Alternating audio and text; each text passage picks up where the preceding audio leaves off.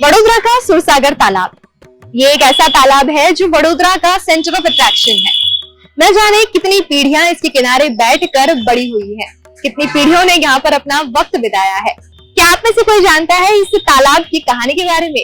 क्या आपको पता है कि यहाँ का इतिहास क्या है? तो चलिए आज सिटी स्पॉट में आपको सुनाते हैं सुरसागर तालाब की कहानी।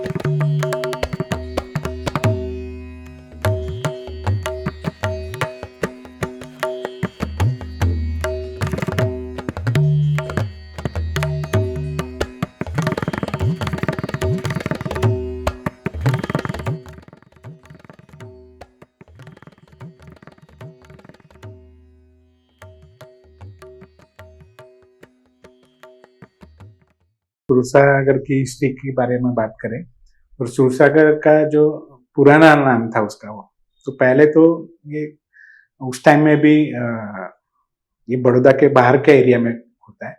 अभी का जो मांडवी है उसको पहले के टाइम में चंदनावटी करके गांव था एक छोटा सा, और करीब करीब 600 मतलब 6 सेंचुरी के अंदर राजा चंदन करके एक राजपूत राजा का जगह था, उसका एक छोटा सा विलेज पे हुकूमत चलता था यहाँ पे, और वो उसको संभालता था।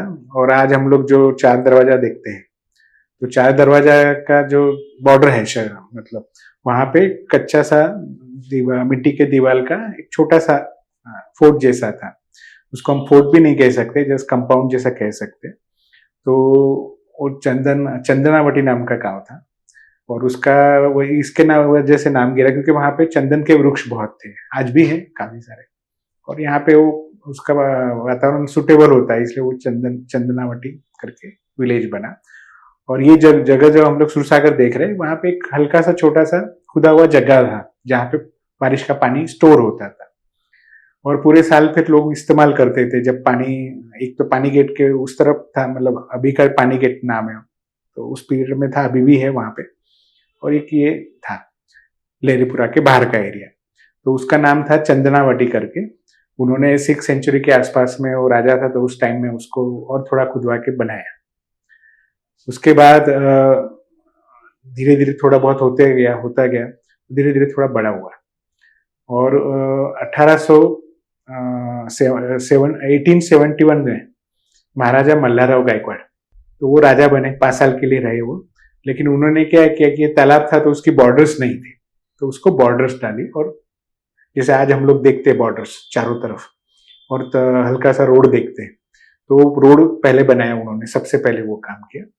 तो जैसे सयाजीराव थे उसी पीरियड में सब जो लोगों ने उनको बुलाया गया था स्पेशली, तो उसी पीरियड में उसके आसपास के पीरियड में ही, तो ये जो जगह था, ये जगह सुरेश्वर देसाई जो थे उनकी फैमिली ने खरीदा था।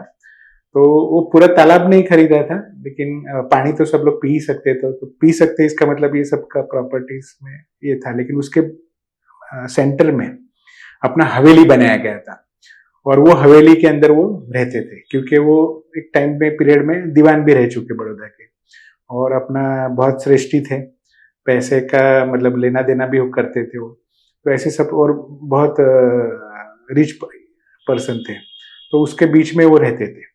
उसके बाद उनके गुजर जाने के बाद उन लोग रहे उनके फैमिलीज के, लेकिन उसके बाद धीरे धीरे करके कम होते गए, और फिर वो हवेली भी टूट गया। तो इस तरह से उसके पीछे का इतिहास है। और महाराजा मल्हारराव के टाइम में फिर उसका बॉर्डर बना, आजू बाजू में टेम्पल्स आप देख सकते हो, वो सब बना, रोड बना। और 1875 के बाद महाराजा सयाजीराव थर्ड आए। महाराजा सयाजीराव थर्ड के आने के बाद उसको और थोड़ा मजबूत बनाया गया, जो हम लोग आज की परिस्थिति में देखते हैं उससे पहले की बात है ये। और उसके बाद ये 4-5 साल के अंदर उसका अपना जो स्मार्ट सिटी बड़ौदा है वो बनाने का मुहिम चला, तो उसमें से ये भी एक जगह लिया गया, और उसका जो हाइट और उसका नवीनीकरण किया गया।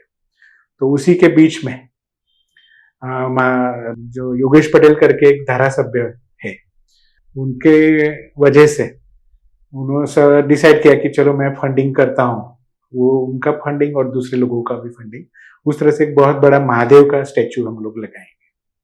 तो राजस्थान से कारीगर बुलाए गए और वो बनाया गया, सीमेंट में बना, अंदर पूरा ये करके। तो उसका चीची मेहता करके जो थे उनको बुलाया गया और उन्होंने वो जगह का सर्वे किया पानी के अंदर जाके कि भाई ये मजबूत है कि नहीं, जो उसका अपना क्या कहते हैं उसको, जो हवेली था उसका जो जगह है वो, क्योंकि चारों तरफ से तो पानी से घिरा हुआ है।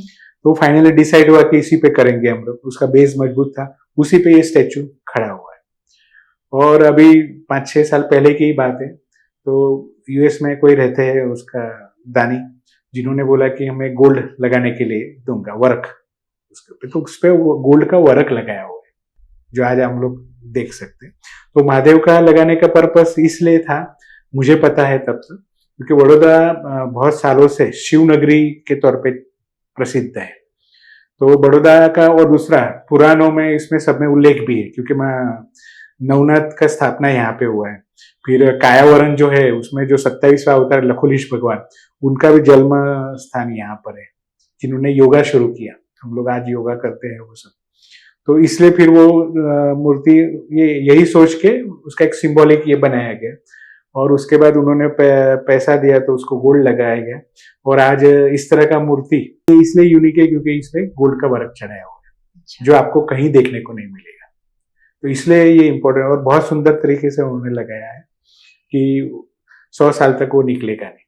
तो इस तरह से उसका इतिहास और ये है, इंटरेस्ट है लोगों का, तो इसलिए उसको बनाया गया। और फ्यूचर में बस ये है, इसी को फिर लोग पूजा भी करते हैं। उसके पहले एक टाइम में ऐसा भी था, सयाजीराव के टाइम में गणेश जी की पूजा होती थी, तो शिव का लगाते नहीं थे। इसको लगाने के बाद फिर यहाँ से भी शिव गणेश जी जो है विसर्जन करते, उसको बंद किया गया। वो भी एक अलग इतिहास है। तो इस तरह से उसका इतिहास है। सूरसागर नाम जो है वो पहले तो चंदन तलावड़ी के नाम से ही फेमस था, लेकिन सुरेश्वर देसाई ने उसके बीच में हवेली बनाया, तो इसलिए धीरे धीरे करके सूरसागर सुरेश्वर देसाई के नाम से हुआ। और आसपास जो मंदिर है वहाँ पे हनुमान मंदिर है, हनुमान मंदिर है, शिव मंदिर है, फिर मठ भी है वहाँ पे, गजानन महाराज का भी है। तो ऐसे सब फिर लोगों ने श्रद्धा की वजह से, और मंदिर होता है मतलब जो तालाब होते हैं तो उसके बगल में ऐसे होते हैं, तो उसमें सब पूजा विधि करने के लिए श्रावण महीने में ये सब, तो उसके लिए इसका इस्तेमाल किया जाता है।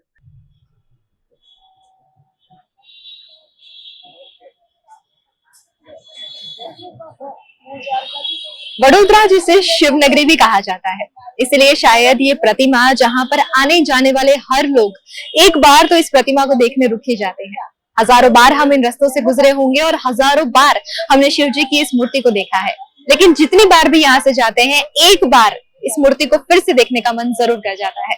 शायद इसका तेज ही इतना आकर्षित है, और साथ साथ ये तालाब जहाँ पर आकर अगर आप 2 पल सुकून से बैठ जाएं तो बहुत अच्छा महसूस होता है। वडोदरा के पास ऐसी कई सारी जगहें हैं जो ना सिर्फ आपको सुकून देती है, बल्कि ये भी याद दिलाती है कि हमारा देश, हमारा शहर कितना खास है और कितनी कहानियों से भरपूर है। आज हमने आपको सुनाई सूरसागर तालाब की कहानी, जहाँ पर आपने बहुत बार आकर अपना वक्त बिताया होगा, लेकिन कभी भी शायद आपने इस इतिहास को गहराई से नहीं जाना होगा। तो उम्मीद करते हैं कि अब जब कभी भी आप यहाँ पर आके बैठेंगे या जब कभी भी इन रास्तों से गुजरेंगे तो इस जगह को एक अलग नजरिए से देखेंगे।